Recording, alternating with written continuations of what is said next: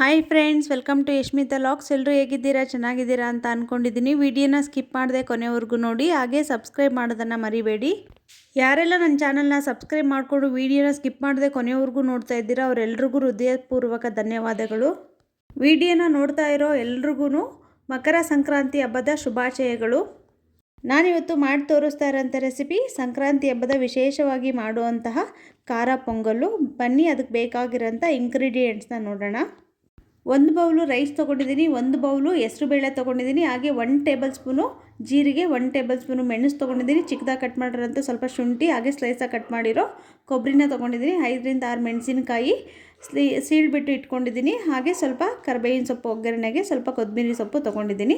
ನಾನಿಲ್ಲಿ ಒಂದು ಪಾತ್ರೆನ ತೊಗೊಂಡ್ಬಿಟ್ಟು ಅದರಲ್ಲಿ ನಾನು ರೈಸ್ನ ತೊಗೊಂಡಿದ್ದೆಲ್ಲ ಆ ರೈಸ್ನ ಪಾತ್ರೆಯಲ್ಲಿ ಸೇರಿಸ್ಕೊಂಡ ನಂತರ ನಾನಿಲ್ಲಿ ಸ್ವಲ್ಪ ನೀರು ಹಾಕ್ಕೊಂಡು ಅಕ್ಕಿನ ಚೆನ್ನಾಗಿ ವಾಶ್ ಮಾಡ್ಕೊತಾ ಇದ್ದೀನಿ. ಅಕ್ಕಿನ 2 ರಿಂದ 3 ಬಾರಿ ಚೆನ್ನಾಗಿ ವಾಶ್ ಮಾಡ್ಕೊಳ್ಳಿ. ಅದಾದ ನಂತರ ಸ್ವಲ್ಪ ನೀರನ್ನ ಸೇರಿಸ್ಬಿಟ್ಟು ಸ್ವಲ್ಪ ನೆನೆಯೋದಕ್ಕೆ ಇಡ್ತಾ ಇದ್ದೀನಿ ಪಕ್ಕದಲ್ಲಿ. ಅದಾದ ನಂತರ ನಾನಿಲ್ಲಿ ಒಂದು ಬಾಣಲಿನ ತೊಗೊಂಡು ಅದಕ್ಕೆ ಸ್ವಲ್ಪ ಕಾದ ನಂತರ ನಾನಿಲ್ಲಿ ಹೆಸರುಬೇಳೆನ ಸೇರಿಸ್ಕೊಳ್ತಾ ಇದ್ದೀನಿ. ಹೆಸರುಬೇಳೆನ ಡ್ರೈ ರೋಸ್ಟು ಮಾಡ್ಕೊಬೇಕಾಗತ್ತೆ. ಲೋ ಫ್ಲೇಮ್ ಇಟ್ಕೊಂಡು ಮಾಡಿ, ಹೈ ಫ್ಲೇಮ್ ಇಟ್ಕೊಂಡು ಮಾಡೋಕ್ಕೆ ಹೋಗಬೇಡಿ, ಸೀದೋಗ್ಬಿಡುತ್ತೆ. ಬೇಳೆ ತುಂಬ ತೆಳ್ಳಗಿರುತ್ತಲ್ವ, ಹಾಗಾಗಿ ಬೇಗನೆ ಸೀದೋಗ್ಬಿಡುತ್ತೆ. ನೋಡಿ, ಇಷ್ಟು ರೋಸ್ಟ್ ಆದರೆ ಸಾಕು. ತುಂಬ ಗೋಲ್ಡನ್ ಬ್ರೌನ್ ಬರೋವರೆಗೂ ಮಾಡಬೇಡಿ, ಲೈಟಾಗಿ ಕಲರ್ ಚೇಂಜ್ ಆಗಬೇಕಷ್ಟೇ. ನೋಡಿ, ಇವಾಗ ನಾನು ನೆನೆಸಿಟ್ಕೊಂಡಿರೋ ರೈಸ್ ಜೊತೆಗೇ ಇದನ್ನು ಸೇರಿಸ್ಕೊಂಡು ಚೆನ್ನಾಗಿ ವಾಶ್ ಮಾಡ್ಕೊಳ್ತಾ ಇದ್ದೀನಿ 2 ರಿಂದ 3 ಸಾರಿ. ಅದಾದ ನಂತರ ನಾನಿಲ್ಲಿ ಒಂದು ಕುಕ್ಕರ್ಗೆ ಸೇರಿಸ್ಕೊಳ್ತಾ ಇದ್ದೀನಿ.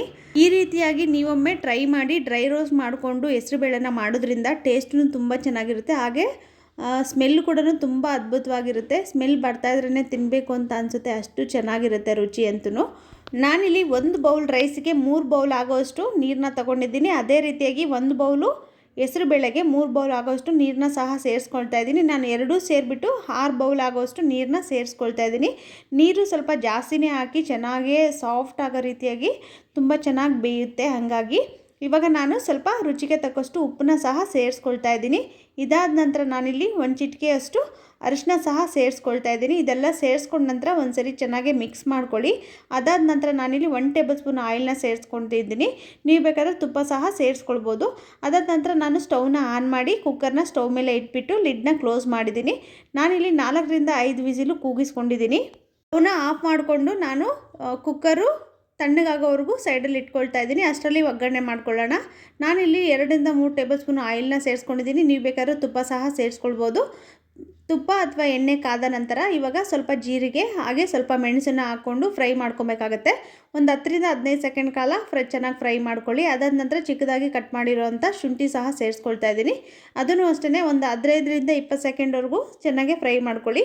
ಅದಾದ ನಂತರ ಹಸಿಮೆಣಸಿನಕಾಯಿ ಸಹ ಸೇರಿಸ್ಕೊಳ್ತಾ ಇದ್ದೀನಿ. ಖಾರಕ್ಕೆ ಅನುಗುಣವಾಗಿ ಸೇರಿಸ್ಕೊಳ್ಳಿ. ಅದನ್ನು ಚೆನ್ನಾಗಿ ಫ್ರೈ ಮಾಡ್ಕೊಳ್ಳಿ. ಅದಾದ ನಂತರ ಸ್ವಲ್ಪ ಕರಿಬೇವಿನ ಸೊಪ್ಪು, ಅದಾದ ನಂತರ ನಾನಿಲ್ಲಿ ಗೋಡಂಬಿ ಸಹ ಸೇರಿಸ್ಕೊಳ್ತಾ ಇದ್ದೀನಿ. ಒಂದು 20 ಸೆಕೆಂಡ್ಸು ಚೆನ್ನಾಗಿ ಲೋ ಫ್ಲೇಮಲ್ಲಿ ಫ್ರೈ ಮಾಡ್ಕೊಳ್ಳಿ. ಅದಾದ ನಂತರ ನಾನಿಲ್ಲಿ ಸ್ಲೈಸಾಗಿ ಕಟ್ ಮಾಡಿರೋಂಥ ಕೊಬ್ಬರಿ ಸಹ ಸೇರಿಸ್ಕೊಳ್ತಾ ಇದ್ದೀನಿ. ಅದನ್ನು ಸಹ ಅಷ್ಟೇ 15 ರಿಂದ 20 ಸೆಕೆಂಡ್ಗಳ ಕಾಲ ಚೆನ್ನಾಗಿ ಫ್ರೈ ಮಾಡ್ಕೊಬೇಕಾಗುತ್ತೆ. ಲೋ ಫ್ಲೇಮ್ ಇಟ್ಕೊಂಡು ಫ್ರೈ ಮಾಡ್ಕೊಳ್ಳಿ, ಹೈ ಫ್ಲೇಮ್ ಇಟ್ಕೊಂಡ್ರೆ ಸೀದೋಗ್ಬಿಡುತ್ತೆ. ಇವಾಗ ನೋಡಿ, ಏರೆಲ್ಲ ರಿಲೀಸ್ ಆಗಿದೆ. ನಾನಿವಾಗ ಲಿಡ್ನ ಓಪನ್ ಮಾಡ್ತಾ ಇದ್ದೀನಿ. ನೋಡಿ ಎಷ್ಟು ಚೆನ್ನಾಗಿ ಬೆಂದಿದೆ ಅಂತೇಳ್ಬಿಟ್ಟು, ತುಂಬ ಸಾಫ್ಟಾಗೆ ಬೆಂದಿದೆ. ಈಗ 1 ಸ್ಪೂನ್ ಸಹಾಯದಿಂದ ಬೇಳೆ ಮತ್ತು ರೈಸು ಚೆನ್ನಾಗಿ ಹೊಂದ್ಕೊಳ್ಳೋ ಥರ ಸ್ಮ್ಯಾಶ್ ಮಾಡ್ಕೊಬೇಕಾಗತ್ತೆ. ತುಂಬ ಚೆನ್ನಾಗಿ ಸ್ಮ್ಯಾಶ್ ಮಾಡ್ಕೊಳ್ಳಿ. ನೋಡಿ, ಈ ರೀತಿಯಾಗಿ ಸ್ಮ್ಯಾಶ್ ಮಾಡ್ಕೊಬೇಕಾಗತ್ತೆ.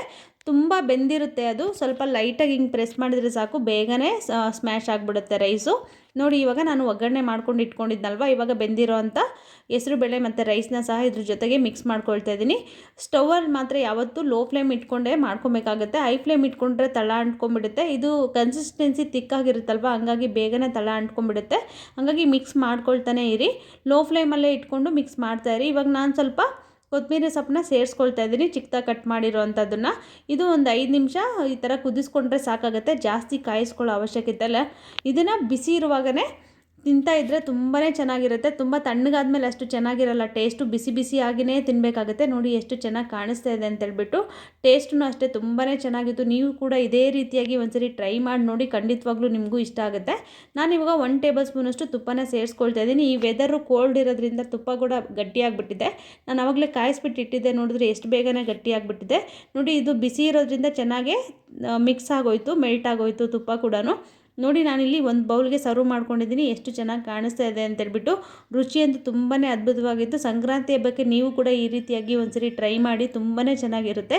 ಇದ್ರ ಜೊತೆ ಮೊಸರು ಬಜ್ಜಿ ಇದ್ರಂತೂ ಒಳ್ಳೆ ಕಾಂಬಿನೇಷನು, ತುಂಬ ಸೂಪರಾಗಿರುತ್ತೆ. ನಾನು ಇವತ್ತು ಸ್ವೀಟ್ ಪೊಂಗಲು ಮತ್ತು ಖಾರ ಪೊಂಗಲ್ ಎರಡೂ ಕೂಡ ಮಾಡಿ ತೋರಿಸಿದ್ದೀನಿ. ವಿಡಿಯೋನ ಕೊನೆವರೆಗೂ ನೋಡಿದ್ದಕ್ಕೆ ಎಲ್ರಿಗೂ ಧನ್ಯವಾದಗಳು. ಲೈಕ್ ಮಾಡಿ, ಶೇರ್ ಮಾಡಿ, ಕಮೆಂಟ್ ಮಾಡಿ, ಹಾಗೆ ಸಬ್ಸ್ಕ್ರೈಬ್ ಮಾಡೋದನ್ನು ಮರಿಬೇಡಿ. Thanks for watching.